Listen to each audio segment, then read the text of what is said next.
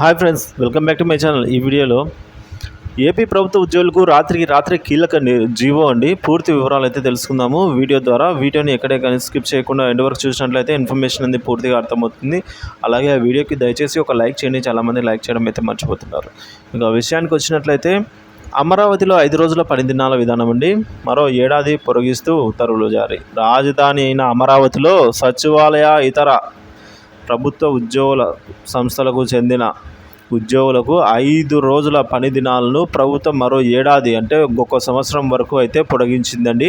So సచివాలయ ఉద్యోగులు, శాఖాధిపతులతో పాటు కార్పొరేషన్లు, ఇతర ప్రభుత్వ విభాగాల అధికారులకు వర్తిస్తుంది ఇది అని చెప్పేసి ప్రభుత్వ ప్రధాన కార్యదర్శి నీరబ్ కుమార్ ప్రసాద్ గారు అయితే తెలిపారండి.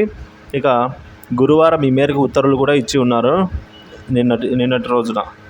సో మనం చూసుకున్నట్లయితే ఇవి గురువారం నుంచి అమల్లోకి వస్తాయి. ఉదయం 10 గంటల నుంచి సాయంత్రం 5:30 వరకు కూడా విధులు అయితే నిర్వహించాలని పేర్కొన్నారు.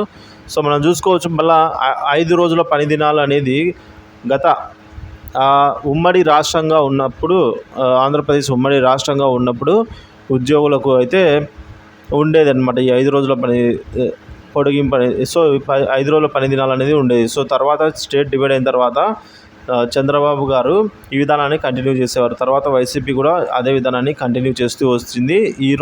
నిన్నటి రోజుతో అయితే ఈ నిబంధన ముగియడంతో మళ్ళీ ఒక సంవత్సరం పెంచుతూ ఉన్నట్టుగా స్వయంగా చంద్రబాబు నాయుడు గారు అయితే ఈ విధంగా అయితే నిర్ణయం తీసుకోవడం జరిగింది. సో ఈ మేరకు ఉత్తర్వులు జారీ చేసిన సిఎస్ నీరబ్ కుమార్ గారు సో ఆయా సచివాలయ ఉద్యోగులు మరియు శాఖాధిపతులతో అయితే ఈ విధంగా ఆదేశాలు అయితే జారీ చేయడం జరిగింది ఫ్రెండ్స్.